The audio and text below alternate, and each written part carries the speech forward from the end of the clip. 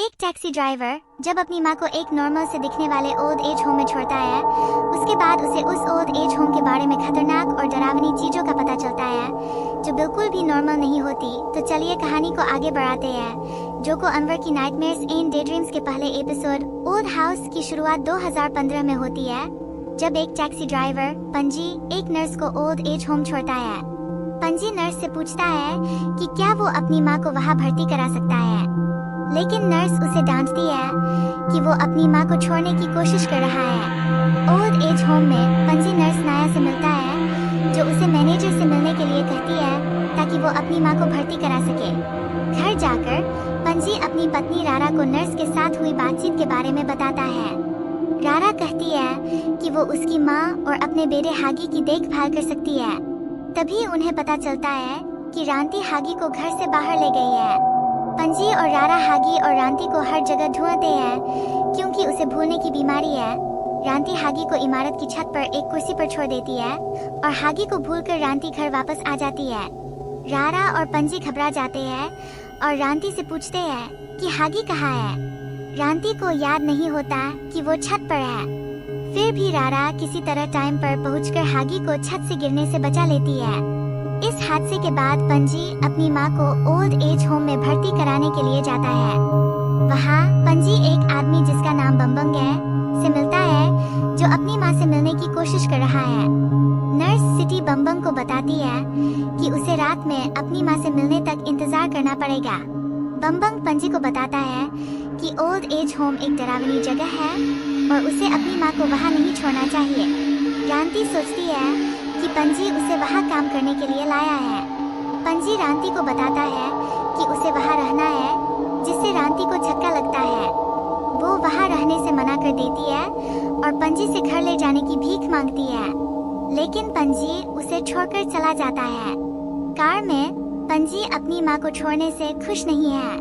उस रात पंजी को एक सपना आता है जिसमें रांती ओल्ड एज होम में मारी जाती है। वो बिस्तर से उठता है और रांती को वापस लाने के लिए ओल्ड एज होम जाता है। ओल्ड एज होम में उसे सभी जवान लोग दिखते हैं। ये सोचने वाली बात है कि इतने जवान लोग वहाँ क्या कर रहे हैं। नर्स नाया उसके पास आती है और उसे भरोसा दिलाने की कोशिश करती है कि उसका गिल्टी फील करना नॉर्मल है। पंजी रांती को देखने के लिए कहता है, लेकिन नर्स नाया कहती है कि रांती सो गई है और उसे फिर से परेशान करना सही नहीं होगा। पंजी वहाँ से बाहर जाता है, लेकिन घर वापस जाने के बजाय वो फिर से ओल्ड एज होम के अंदर चला जाता है। पंजी एक कमरे में जाता है जहाँ एक लड़का जिसका नाम दिमित्री है दिखाई देता है। वो अलमारी में छिप जाता है, लेकिन दिमित्री काले कोट में तैयार होकर अलमारी के पीछे एक सीक्रेट रूम में चला जाता है। पंजी दिमित्री का पीछा करता है और सीक्रेट रूम में पहुँचता है, जहाँ वो बम्बंग को बिस्तर से बंधा हुआ पाता है।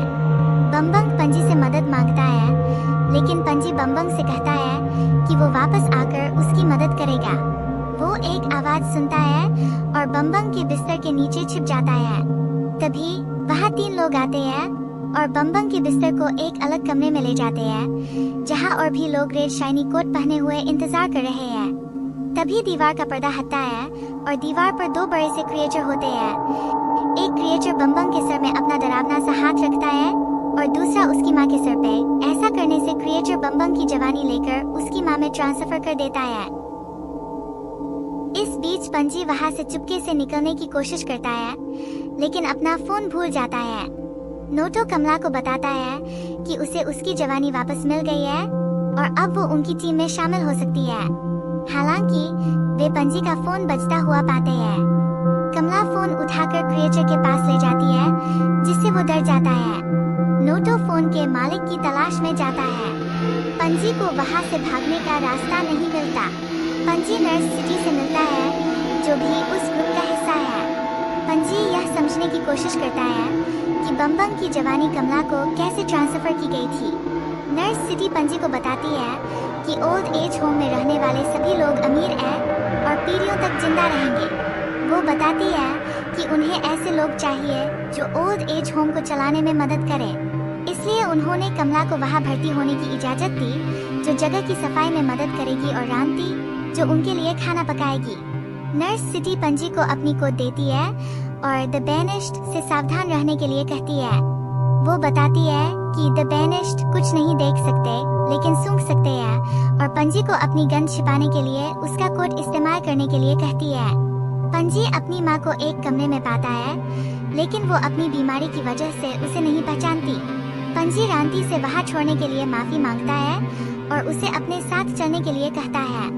रांती बताती है कि वो बिस्तर से बंधी हुई है। पंजी एक चाबी की तलाश में बाहर जाता है लेकिन द बेनिश्ड से मिल जाता है। नर्स सिटी समय पर आकर पंजी को उन क्रिएचरों जरिए खाए जाने से बचाती है। पंजी अपनी माँ को आजाद करता है और उसे बाहर ले जाने की कोशिश करता है, तभी नोटो और बाकी ग्रुप उसे पकड़ लेते हैं। पंजी को क्रिएचर के पास ले जाया जाता है जहाँ वे उसकी जवानी रांती को ट्रांसफर करना शुरू करते हैं। क्रिएचर कहता है कि पंजी रिचुअल के लिए तैयार नहीं है। विस्परर पंजी को समझाने की कोशिश करता है और पंजी रांती से पूछता है कि क्या वो जवान होना चाहती है। रांती पंजी से कहती है कि उसे हागी का ख्याल रखना चाहिए। पंजी अपनी जेब में लाइटर का इस्तेमाल करता है और क्रिएचर को आग लगा देता है। क्रिएचर आग को और बढ़ा देता है और रांती मर जाती है जबकि ओल्ड एज होम जलकर राख हो जाता है। एपिसोड का एंड जलकर राख हो चुके ओल्ड एज होम से एक हाथ के उभरने के साथ होता है। पहले एपिसोड से ही हम देख सकते हैं कि हमें यह मैसेज देने की कोशिश कर रहे हैं कि कैसे लोग अपने माता पिता को उनके बूढ़े हो जाने पर छोड़ देते हैं। हालांकि इस ओल्ड एज होम में अमीर लोग हैं जो एक कॉलोनी बनाना चाहते हैं जहां वे हमेशा के लिए जिंदा रह सके। यह देखना दिलचस्प होगा कि एपिसोड 1 के एंड के बाद यह कैसे आगे बढ़ता है। तो ये था जोको अनवर की नाइटमेयर्स एंड डेड्रीम्स का पहला एपिसोड। आपको कैसा लगा कमेंट बॉक्स में जरूर बताएं। ऐसे ही दिलचस्प और अनोखी कहानियों के लिए मेरा चैनल सब्सक्राइब करना ना भूलें। बाय।